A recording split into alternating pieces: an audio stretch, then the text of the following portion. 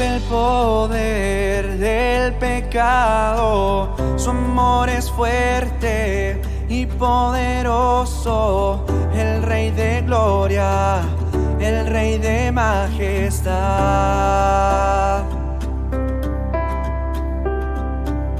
Conmueve al mundo con su estruendo y nos asombra con maravillas, el Rey de gloria, el Rey de majestad. Gracias sublimes, perfecto es tu amor. Tomaste mi lugar, cargaste tú mi cruz, tu vida diste ahí, y ahora libre soy. Jesús, te adoro por lo que hiciste en mí. Oh, oh, oh, oh, oh, oh, oh, oh. Pusiste en orden todo el caos, nos adoptaste como tus hijos, el Rey de gloria, el Rey de majestad, el que gobierna con su justicia y resplandece con su belleza, el Rey de gloria, el Rey de majestad. Gracias sublimes, perfecto es tu amor. Tomaste mi lugar, cargaste tú mi cruz, tu vida diste ahí, y ahora libre soy. Oh, Jesús, te adoro por lo que hiciste en mí.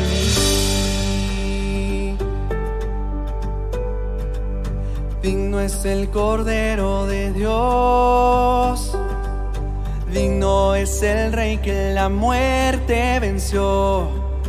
Digno es el Cordero de Dios, digno es el Rey que la muerte venció. Digno es el Cordero de Dios, digno es el Rey que la muerte venció. Digno es el Cordero de Dios, digno, digno, digno. Gracias sublimes, perfecto es tu amor. Tomaste mi lugar, cargaste tú mi cruz, tu vida diste ahí, y ahora libre soy.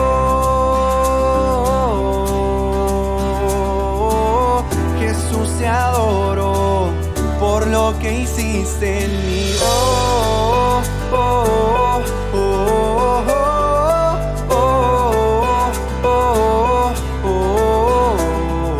oh, oh,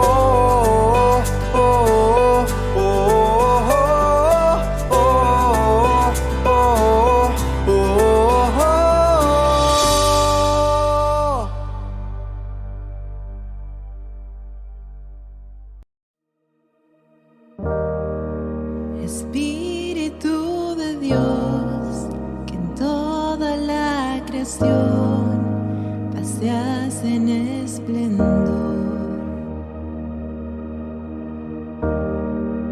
Espíritu de Dios, que a este corazón anhelas con fervor.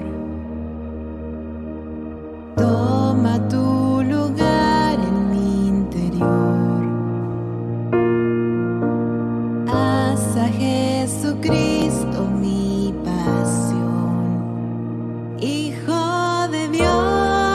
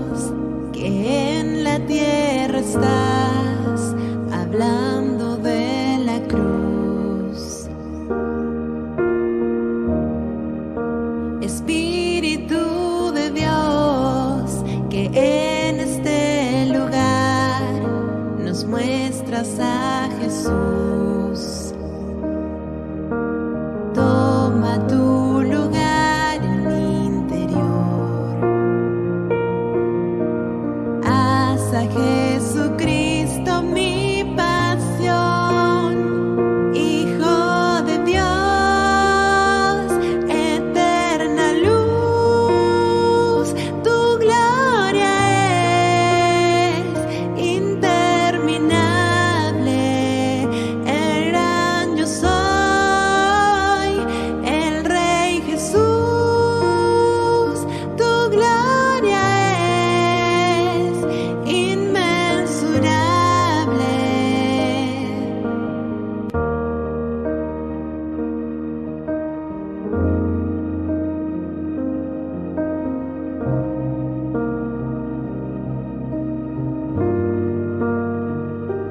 Jesús es el centro, la cruz, el cimiento de todo lo que soy. En mi corazón, Jesús es el centro, la cruz, el cimiento de todo lo que soy. En mi corazón, Jesús es el centro, la cruz, el cimiento de todo lo que soy. En mi corazón, Jesús es el centro, la cruz, el cimiento de todo lo que soy. En mi corazón,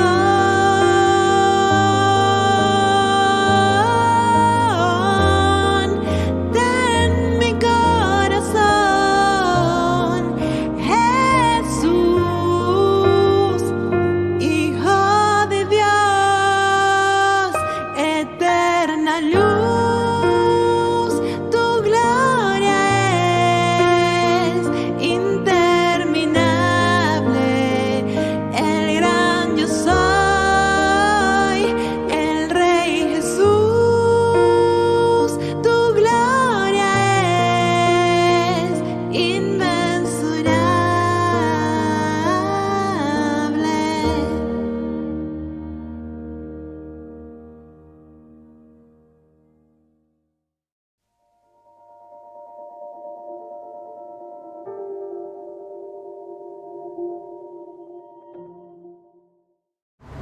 Hola familia y café, bienvenidos una vez más a nuestra reunión Café Online. Parece mentira que ya estamos llegando a la última parte de la armadura de Dios que estamos estudiando allí en Efesios 6. Han sido semanas muy inspiradoras y reveladoras de toda esta armadura que, como hemos dicho desde el inicio, es la provisión de Dios para nuestras vidas, para mantenernos firmes, siempre conscientes de estar en medio de una batalla espiritual. La semana pasada entramos al verso donde están las dos últimas partes de la armadura y vimos específicamente el yelmo o casco de salvación, sus tres dimensiones: pasado, presente y futuro. Es decir, la salvación es algo que ya Dios ha hecho por nosotros cuando Jesús dio su vida en la cruz, y que la recibimos cuando nosotros nos rendimos a Él y empezamos una nueva vida en Cristo y con Cristo. Ahora estamos hablando este aspecto pasado de la salvación como la justificación. Pero también esta salvación es presente, pues Dios, como decíamos, sigue salvándonos cada día de una vida esclavizada al pecado. Sigue salvándonos de nuestras debilidades, nos salva de las tentaciones, de las pruebas. Es lo que llamamos una vida de santificación. Dios está trabajando en nosotros y sosteniéndonos, todo en sus fuerzas y recursos. Y finalmente decíamos que a pesar de tener todo esto, seguimos en la lucha y seguimos afectados por el mundo caído, y por eso podemos ver la salvación también como un evento futuro donde todo culminará en gloria cuando estemos con Cristo. Esto es la glorificación. Y la palabra que acompaña todo este proceso es la palabra esperanza. Tenemos esperanza en lo que Dios ya ha hecho, sigue haciendo y hará. Es el yelmo de la esperanza de la salvación. E inmediatamente después aparece la última parte de la armadura. Así que vamos a leer nuevamente el pasaje de Efesios 6, 14 al 17 para que nos dé todo el contexto, y nos vamos a concentrar en esa última parte. Voy a leer la Nueva Versión Internacional en esta oportunidad. Dice así: manténganse firmes, ceñidos con el cinturón de la verdad, protegidos por la coraza de justicia y calzados con la disposición de proclamar el evangelio de la paz. Además de todo esto, tomen el escudo de la fe, con el cual pueden apagar todas las flechas encendidas del maligno. Tomen el casco de la salvación y la espada del Espíritu, que es la palabra de Dios. Así es, llegamos a la espada del Espíritu, que es la palabra de Dios. Es muy interesante porque de todas las piezas de la armadura, esta es la única que tiene un efecto ofensivo. Es decir, si te fijas bien, todas las partes previas de la armadura son para defensa o soporte. Pero la espada, claro que puede ayudar a ser defensiva cuando detiene otro espadazo, pero además sirve como arma de ataque. Así que hablemos un poco de esta espada. La espada que se usaba en Roma en esa época era la temida gladius. No era una espada enorme y pesada, sino al contrario era corta y muy eficiente. Tenía una punta muy afilada que la hacía mortal para penetrar incluso las armaduras o tratar de hacerlo. Se podía abrir paso unos 5 o 7 centímetros en el cuerpo y eso era mortal. Además tenía filo en ambos lados, lo cual le permitía hacer cortes muy rápidamente, pues era fácil de maniobrar. Era un arma letal y los ejércitos enemigos de Roma le tenían gran temor. Se dice que realmente esta fue la espada que hizo a Roma el imperio que llegó a ser. De su nombre, Gladius, viene la famosa palabra gladiador, y todo lo hemos visto en el cine, ¿no? Cuando aparece Maximus Decimus Meridius, comandante de los ejércitos del norte, general de las legiones Félix, leal servidor del verdadero emperador Marco Aurelio, ¿no? Y sale ahí en la película con su gladius, que es la espada romana. Y qué interesante que aquí Pablo dice que esta espada es la espada del Espíritu, que es la palabra de Dios. Ahora, primero veamos lo que no está diciendo. No debes interpretar esto pensando entonces que podemos usar la Biblia físicamente para dar bibliazos a las personas. Nada de eso, nada de estar golpeando con la Biblia a nadie. Pero tampoco se trata del uso de versos bíblicos a diestra y siniestra, ¿no? Y claro, nosotros decimos, no, es que la Biblia es mi espada, y cada vez que vemos una conducta, un comportamiento, un estilo de vida contrario a lo que Dios enseña, queremos ametrallar de versículos bíblicos a la persona, incluso cuando no es cristiano. También usamos la Biblia erróneamente para validar discusiones y peleas entre hermanos. Usamos la Biblia como una arma de pelea y de discusión y de conflicto.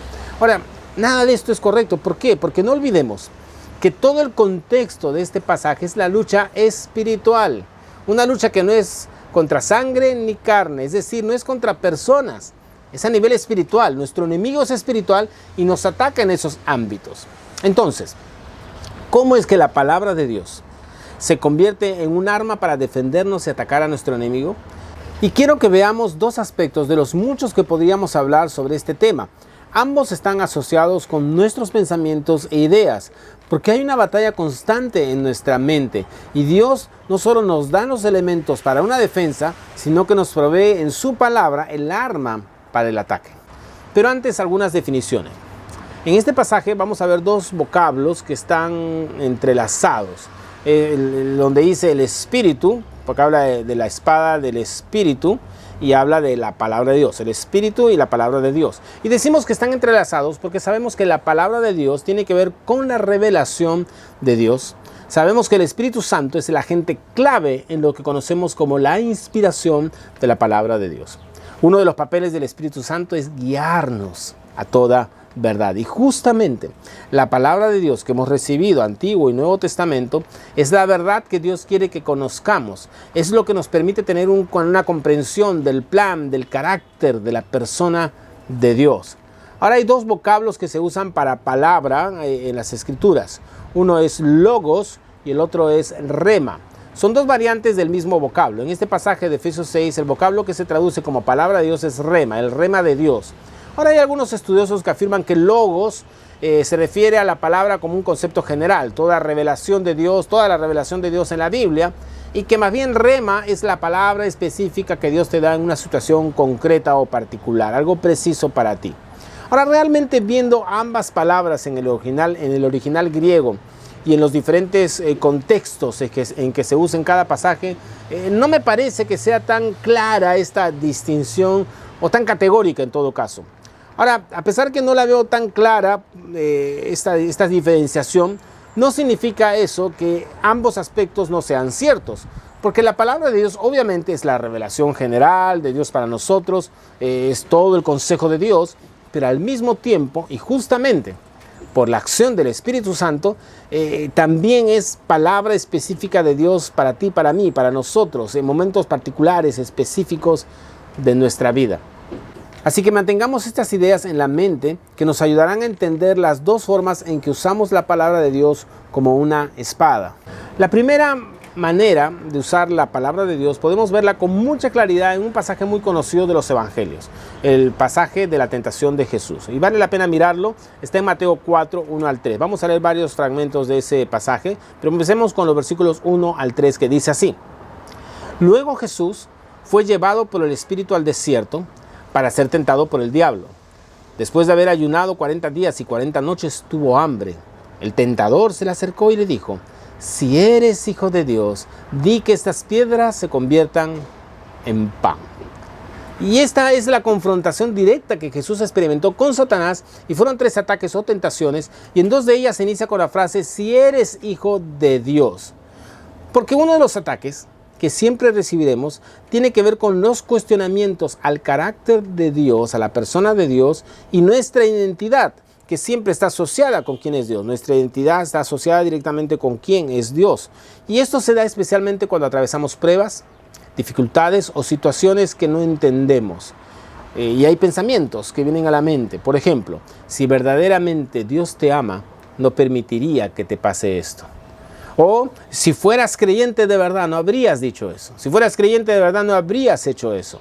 O si Dios es amor, ¿por qué hay tanto sufrimiento en el mundo? Y lo interesante aquí en este pasaje es que Satanás incluso usó la misma palabra de Dios, distorsionándola, distorsionando su contenido y usando textos fuera del contexto. Ahora, ¿cómo respondió Jesús? En cada situación, la defensa y contraataque de Jesús fue: escrito está. Vamos al versículo 4, mira, Mateo 4:4, dice así: Jesús respondió: escrito está, no solo de pan vive el hombre, sino de toda palabra que sale de la boca de Dios. Y esta misma dinámica se repite en la segunda tentación. Vamos ahora a Mateo 4, 6 al 7. Y le dijo: si eres hijo de Dios, lánzate hacia abajo, porque escrito está: a sus ángeles mandará alrededor de ti, y también en sus manos te sostendrán para que no tropieces con piedra alguna. Y ojo que esto está sacado de un salmo, pero totalmente fuera del contexto. Y Jesús le dijo: también está escrito: no tentarás al Señor tu Dios. Así que vemos otra vez la misma dinámica en la tentación, ¿no? El uso inadecuado de la palabra de Dios por Satanás, y cómo Jesús responde con el uso correcto del principio de la palabra. Una buena hermenéutica tenía Jesús. Ahora, la última tentación sigue una dinámica parecida. Vamos a la última parte de este mismo pasaje. Dice: de nuevo, el diablo lo llevó a un monte muy alto. Allí le mostró todos los reinos del mundo y sus riquezas, y le dijo: todo esto te daré si te arrodillas delante de mí y me adoras. Entonces Jesús le dijo: vete, Satanás, porque escrito está: al Señor tu Dios adorarás y a Él solo servirás. Entonces el diablo lo dejó y unos ángeles vinieron y lo servían. Escrito está, escrito está, escrito está. Ahora, si bien es cierto, nosotros no tendremos posiblemente confrontaciones directas de este tipo, vamos a batallar igualmente con pensamientos, ideas, conceptos, discursos que tratan de socavar en nuestra mente quién es Dios y quiénes somos nosotros. Tratan esos pensamientos de darnos una imagen distorsionada del carácter y la persona de Dios y lo que Él ha revelado acerca de sí mismo. Y frente a eso, la espada con la cual debemos defendernos es el correcto uso de la palabra de Dios. Ahora piensa en esto un instante. En Roma, o sea, para los legionarios romanos, los soldados romanos, no era suficiente garantía tener una espada para estar a salvo o ser un buen soldado o un soldado eficiente. No se trata de salir al campo de batalla y decir: ya tengo mi espada, estoy listo. Claro que no. Había que saber usarla. Los soldados pasaban un largo entrenamiento, aprendiendo a defenderse, aprendiendo a dar los ataques. Les enseñaban y estaba estudiando incluso anatomía para que sepan dónde atacar y ser mortales en sus espadazos. Ahora, la Biblia, escúchame bien, no es un fetiche que te va a dar suerte. No es un amuleto. No se trata de ponerle la Biblia a alguien delante como en El Exorcista, ¿no? O pensar que porque tienes 10 Biblias en tu casa, una app en tu celular y un programa en tu computadora ya estás listo. Tampoco funciona solamente afirmando que la Biblia es la palabra de Dios, infalible, inerrante, libre de error y todo eso. Y qué bueno que creas todo eso, pero para que la Biblia sea una espada eficiente, tienes que aprender a usarla correctamente. Y eso significa conocer su contenido, leerla, estudiarla, atesorarla, meditarla, memorizarla, dejar que hable a tu vida. Porque la batalla está en nuestra mente. Y cuando libramos o libremos esas batallas, si no hemos atesorado y guardado la palabra de Dios en nuestras mentes y corazones, estaremos en peligro de creer las mentiras y distorsiones del enemigo. En 2 Corintios, Pablo mismo describe esta lucha de manera muy clara. Vamos a 2 Corintios 10, 4 al 5. Mira lo que dice. Las armas con las que luchamos no son las de este mundo, sino las poderosas armas de Dios, capaces de destruir fortalezas y de desbaratar argumentos y toda altivez que se levanta contra el conocimiento de Dios, y de llevar cautivo todo pensamiento a la obediencia a Cristo. Aquí se enfatiza que así como la batalla es espiritual, las armas deben ser espirituales. No se trata de luchar en la batalla con recursos humanos, se trata de los recursos de Dios, y la palabra de Dios es, como dice Pablo, la espada del Espíritu. Y como dice este pasaje, es capaz de desbaratar argumentos. Y esto se da, obviamente, en primer lugar, en nuestra propia vida, pero también para ayudar a otras personas. Ojo, no para atacar a otras personas, pero para de alguna manera poder ayudarles a entender la revelación de quién es Dios, la maravilla del Evangelio, las buenas noticias. Y para hacer eso necesitamos un correcto y apropiado uso de la palabra de Dios. Vale la pena mirar otra traducción de este pasaje, la Nueva Traducción Viviente, que lo aclara de manera muy interesante. Dice así, 2 Corintios 10, 4, 5, pero ahora la Nueva Traducción Viviente. Usamos las armas poderosas de Dios, no las del mundo, para derribar las fortalezas del razonamiento humano y para destruir argumentos falsos. Destruimos todo obstáculo de arrogancia que impide que la gente conozca a Dios. Capturamos los pensamientos rebeldes, me gusta eso, pensamientos rebeldes, y enseñamos a las personas a obedecer a Cristo.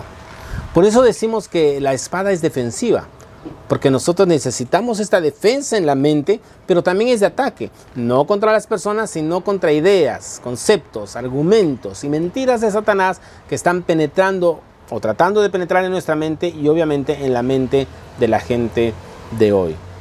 Pero hay otro aspecto de esta espada del Espíritu, que es la palabra de Dios, y que tiene que ver con su capacidad de penetrar en nuestra mente y corazón y atacar a nuestro peor enemigo, nosotros mismos. Porque como sabemos, el corazón es engañoso. Y si no tenemos un estándar más grande que nuestros propios pensamientos, corazonadas, ideas u opiniones, podemos meternos en graves problemas. Y allí es donde debemos dejar que la palabra de Dios haga su trabajo en nuestras vidas. Hay un pasaje en Hebreos que refuerza esta misma figura de la palabra de Dios como la espada. Es un pasaje muy conocido en Hebreos 4:12, que dice así: pues la palabra de Dios es viva y poderosa. Es más cortante que cualquier espada de dos filos. Penetra entre el alma y el espíritu, entre la articulación y la médula del hueso. Deja al descubierto nuestros pensamientos y deseos más íntimos.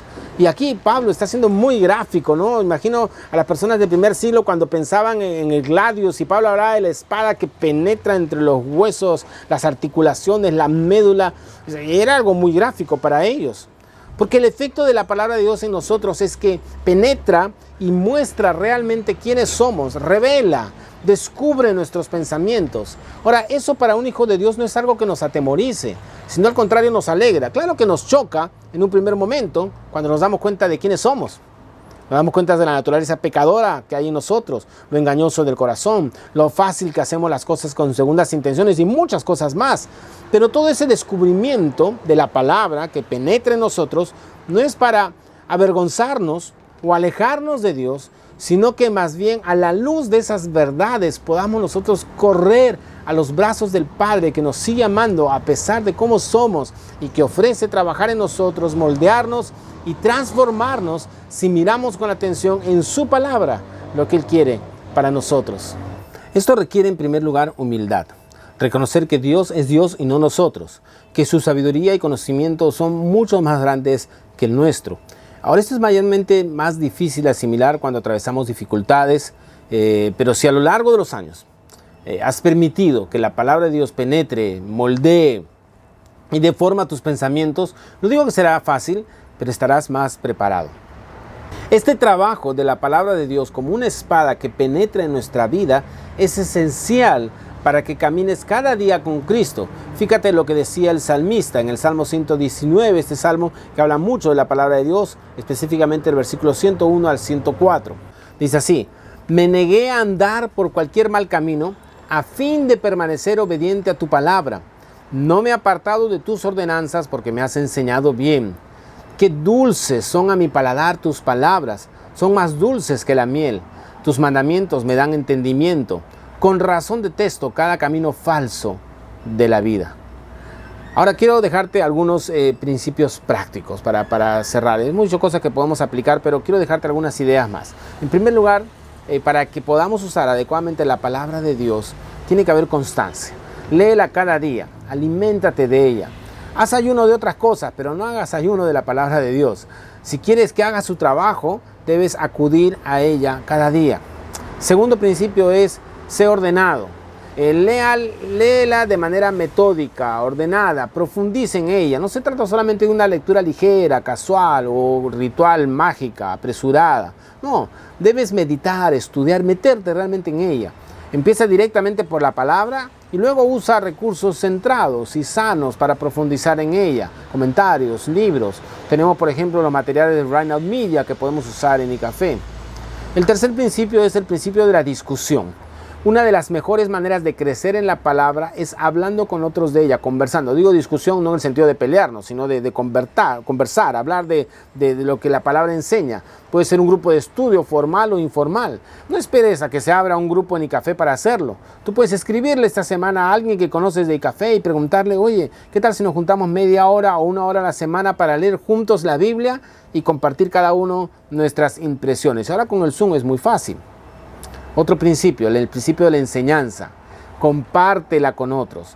Recuerda que solo cuando hablas a otro lo que Dios dice y enseña es que la palabra hace su trabajo.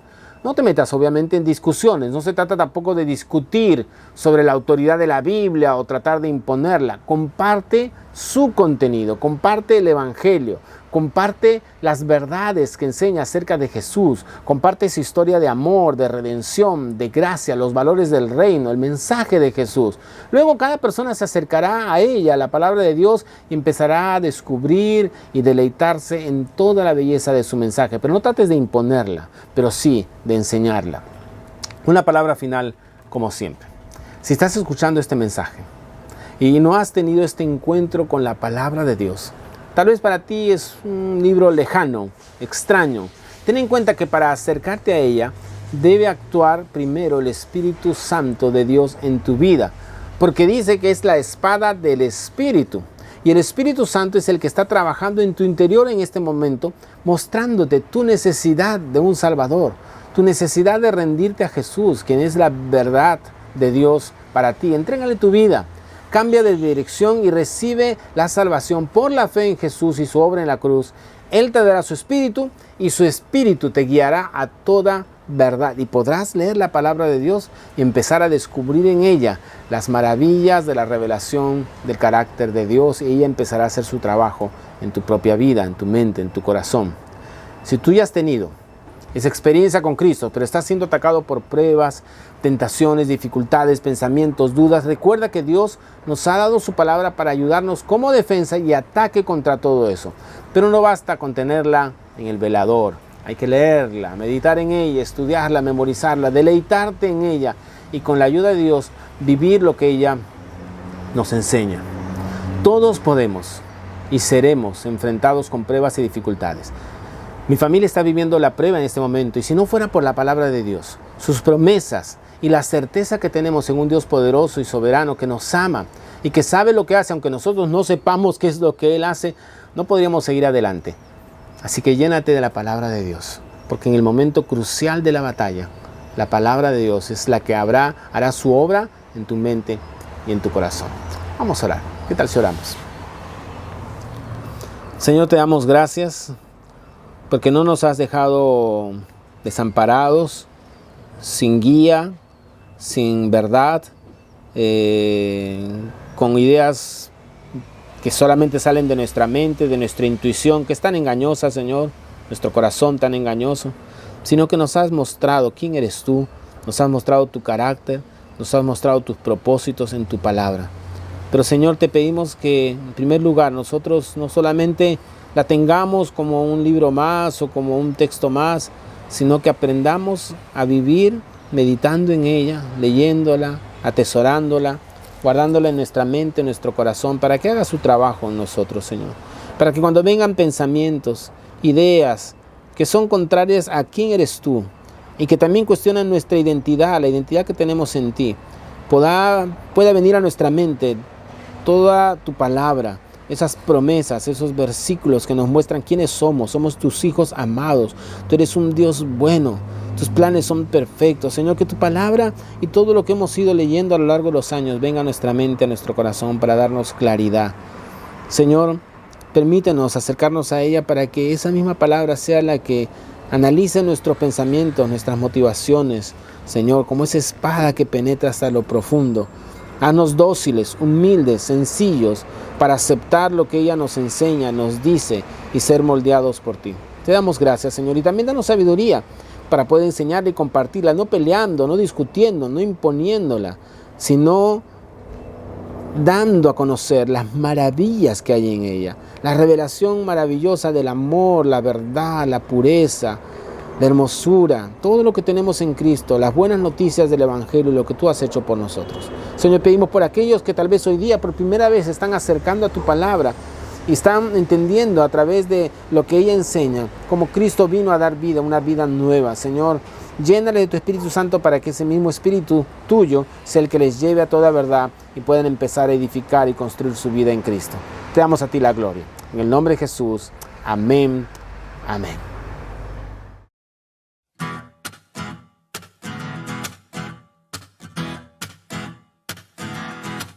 La Santa Biblia se quejaba un día que casi nadie está leyendo hoy, que todo el mundo se la pasa en Facebook o en esos juegos de computador.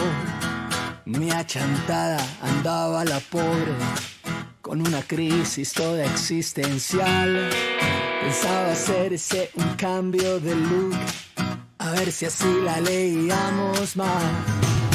Se mandó pintar el pelo morado, se cambió la fuente, se puso blue jean. Incluyó un video interactivo, stickers de Pedro, Jonas y David. Está dispuesta a hacer lo que sea para que no olvides que Dios te habla ahí.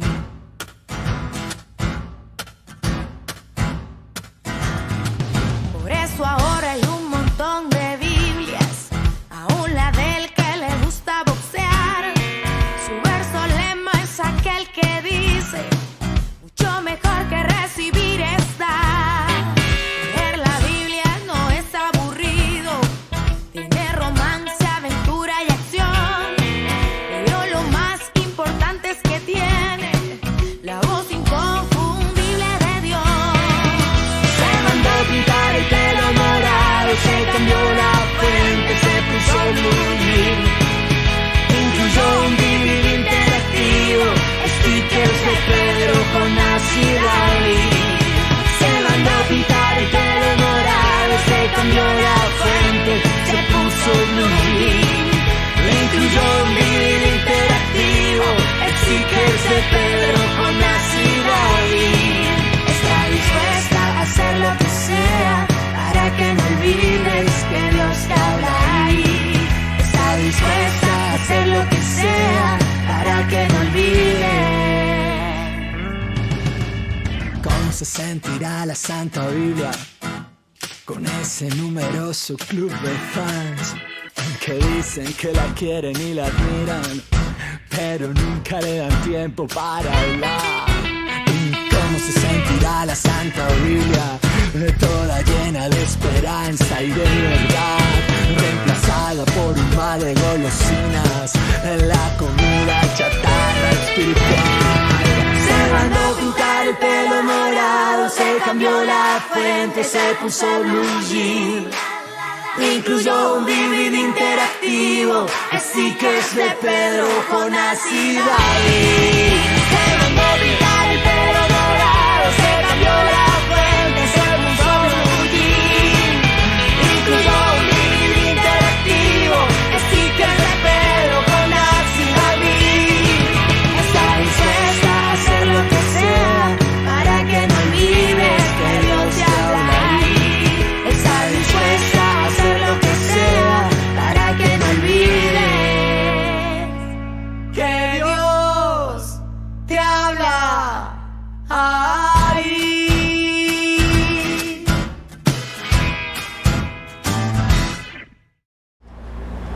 Antes de terminar, como siempre, queremos saludar a quienes tal vez están mirando esta transmisión por primera vez. Bienvenidos a iCafé Online. Estamos muy contentos que hayan podido acompañarnos y queremos conocerles más. Y tenemos varias formas de poder estar en contacto con ustedes. Tenemos nuestras redes sociales, Facebook y Café Iglesia, el Instagram. También hay un correo electrónico que pueden usar para escribirnos o por medio de un inbox. Realmente queremos conocerles, queremos poder charlar con ustedes. Y especialmente si el día de hoy has rendido tu vida a Cristo y has empezado este camino con Dios y de descubrir la palabra, nos encantaría conversar contigo, ayudarte a descubrir las maravillas de la palabra de Dios y estudiarla juntos. Y por supuesto saludamos a los que semana tras semana son parte de la familia Café y siguen siempre las reuniones.